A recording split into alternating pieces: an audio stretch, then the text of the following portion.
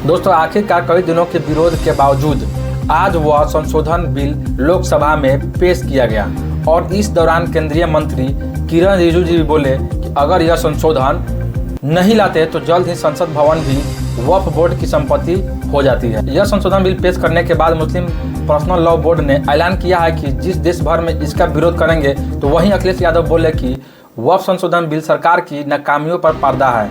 लोकसभा में इस बिल को लेकर पक्ष विपक्ष के बीच काफी बहसबाजी हुई। अखिलेश यादव ने कहा कि यह जो बिल लाया जा रहा है यह बीजेपी में मुकाबले चल रहा है। वहीं इधर संजय राउत ने देवेंद्र फडणवीस पर पलटवार करते हुए कहा वक्फ संशोधन विधेयक और हिंदुत्व के बीच कोई संबंध नहीं है। इधर उत्तर प्रदेश में भी 50 जिलों में फ्लैग मार्च हुआ तो पुलिस की छुट्टियां कैंसिल कर दी गई। इमरान मसूद बोले कि मैं राम का वंशज हूँ, मुझे भी राम मंदिर ट्रस्ट में शामिल कराइए। जी हाँ, आज लोकसभा में वक्फ संशोधन बिल पेश होने के बाद यूपी के 50 से ज़्यादा शहरों में पुलिस फ्लैग मार्च कर रही है।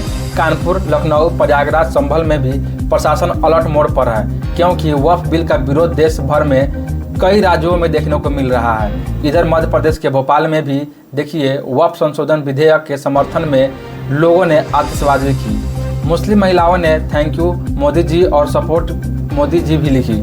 वक्फ संशोधन बिल विधेयक एक ऐसा विधेयक बनता जा रहा है कि जिसका कुछ मुस्लिम भाई लोग समर्थन कर रहे हैं तो कुछ सपोर्ट कर रहे हैं, जबकि कुछ हिंदू लोग इसका विरोध कर रहे हैं। तो आइए देखते हैं और समझते हैं दोस्तों कि वक्फ कानून में इस संशोधन विधेयक में 14 ऐसे बड़े बदलाव किए जा रहे हैं। इस संशोधन के बाद महिलाओं और गैर मुस्लिमों की भी वक्फ बोर्ड में एंट्री होगी। सबसे पहले तो देखिए वक्फ के पास अभी कितनी संपत्तियां हैं। तो दोस्तों, वक्फ बोर्ड के पास अभी हमारे देश में रेलवे और भारतीय सेना यानी इंडियन आर्मी के पास सबसे ज़्यादा ज़मीन है। रेलवे की कुल ज़मीन 33 लाख एकड़ है और हमारे देश में और सेना यानी रक्षा मंत्रालय की कुल ज़मीन 17 लाख एकड़ है।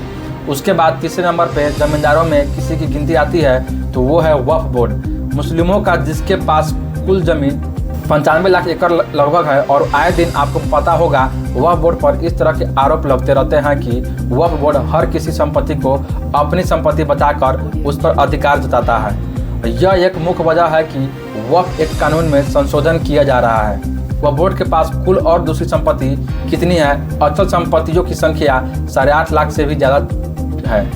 चल संपत्तियों की संख्या 16,000 और कुल संपत्तियों की कीमत 1 लाख करोड़ से भी ज़्यादा है, लगभग 1.25 लाख करोड़ की समथिंग है। दोस्तों, वक्फ बोर्ड के पास जितनी ज़मीन है ना, उसका अंदाज़ा आप इस बात से लगा सकते हैं कि इतनी ज़मीन में देश की राजधानी दिल्ली जैसे 3 शहर आप बसा सकते हैं। विपक्ष के नेता और मुसलमानों का एक बड़ा तबका इस वक्फ बिल के विरोध में देखने को मिल रहा है। आइए देखते हैं और पूरा एक एक पॉइंट समझेंगे कि वक्फ कानून में सरकार का क्या क्या बदलाव करने जा रही है और पुलिस और मुस्लिम भाई लोग इसका विरोध क्यों कर रहे हैं और इसके पीछे की राजनीति क्या है, जानेंगे इस वीडियो में। तो बिल्कुल अंत तक आप इस वीडियो को देखिए और समझिए कि वक्फ बिल क्या है और इसका संशोधन में क्या क्या नियम बनाए जा रहे हैं।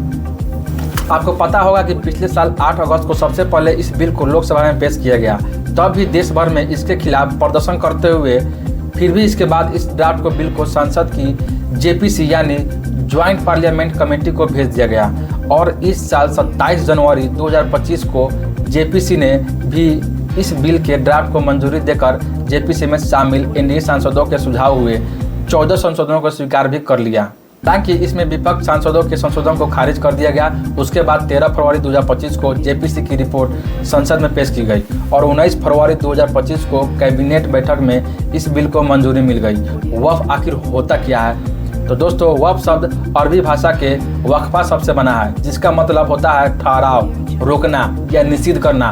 दुनिया के 27 देश के वक्फ की संपत्तियों पर काम करने लगी वाली संस्था जिसका नाम है ओका प्रॉपर्टीज इन्वेस्टमेंट फंड IPF। इसके मुताबिक कानूनी शब्दों में इस्लाम में कोई भी व्यक्ति जब धार्मिक वजहों से या ईश्वर के नाम पर अपनी प्रॉपर्टी को दान करता है तो वह इसी प्रॉपर्टी को वक्फ कर देना कहते हैं। साधारण भाषा में समझाऊँ तो दोस्तों, वैसे हिंदू लोग अगर कोई अपनी प्रॉपर्टी मंदिर में किसी पुजारी को वगैरह को दान करना चाहते हैं, ठीक वैसे ही मुस्लिम में अपनी प्रॉपर्टी वक्फ के नाम पर दान कर देते हैं। प्रॉपर्टीज को फिर अल्लाह की संपत्ति कहा जाता है और प्रॉपर्टी वक्फ को देने वाला शख्स वकीफा कहलाता है। हालांकि वह चाहे तो यह शर्त भी रख सकता है कि उसकी संपत्ति से होने वाली जो आय होगी उसका खर्च सिर्फ पढ़ाई या अस्पतालों पर खर्च किए जाएंगे।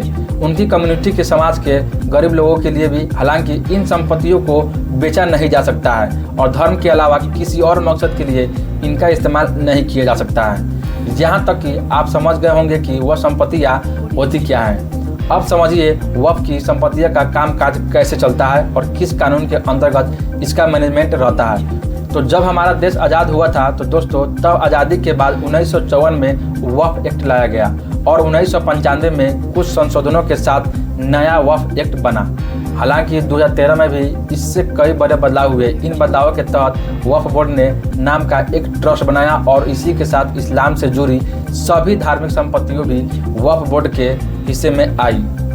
तो अभी कुल मिलाकर वक्फ बोर्ड का जो मूल एक्ट है 1954, इसके कुछ संशोधन के साथ ही वक्फ की संपत्तियों का मैनेजमेंट रखा जाता है, जिनके कुछ भी पॉइंट्स तो आप देख सकते हैं स्क्रीन पर। अब समझिए दोस्तों सबसे महत्वपूर्ण बात, वक्फ में अब तक क्या क्या बदलाव किए जा रहे हैं। तो वक्फ एक्ट में 3 कैटेगरी में कुल 14 बड़े बदलाव होंगे। पहली कैटेगरी वक्फ बोर्ड के स्ट्रक्चर में बदलाव किया जाएगा। आर्टिकल 9 और 14 में बदलाव करके 2 महिला मेंबर भी वक्फ बोर्ड में शामिल होंगी और 2 गैर मुस्लिम मेंबर भी इसमें शामिल होंगे। मतलब दूसरे धर्म के समुदाय के लोग इसके अलावा शिया सुन्नी समेत पिछड़े मुस्लिम समुदाय से भी इसमें मेंबर होंगे। अभी तक मौजूदा नियम के मुताबिक न ही वक्फ बोर्ड में कोई और धर्म का शख्स होता था, न ही महिलाओं की एंट्री होती थी। तो सरकार ने इसके स्ट्रक्चर में पूरा बदलाव कर दिया है। इसके अलावा बोहरा और आगामी मुस्लिम समुदाय के लिए अलग से वक्फ बोर्ड बनेगा। केंद्र सरकार सेंट्रल वक्फ काउंसिलिंग में 3 सांसदों जिनमें से 2 लोकसभा से होंगे और 1 राज्यसभा से होंगे, उसको भी रखा जा सकता है। वे भी मुस्लिम भी होंगे। जो अब तक यह तीनों सांसद मुस्लिम भी होते थे। यह तो कुल मिलाकर वह वक्फ बोर्ड के जो बोर्ड मेंबर होंगे उनके स्ट्रक्चर में बदलाव है। पहला तो दूसरा वक्फ बोर्ड की प्रॉपर्टी पर नियंत्रण में क्या क्या बदलाव हो रहे हैं देखिए आप इस CAG यानी कैग या सरकार की तरफ से नियुक्त ऑडिटर या प्रॉपर्टी का ऑडिट कर पाएंगे। राज्य सरकार प्रॉपर्टीज के सर्वे के लिए कलेक्टर को भी नियुक्त करेगी। बोर्ड को अपनी प्रॉपर्टी जिला कलेक्टर के ऑफिस में रजिस्टर करानी होगी। कलेक्टर किसी भी वक्फ प्रॉपर्टी को सरकारी संपत्ति मानता है तो उसे राजस्व रिकॉर्ड में बदलाव कराकर राज्य सरकार को इसकी रिपोर्ट देनी होगी।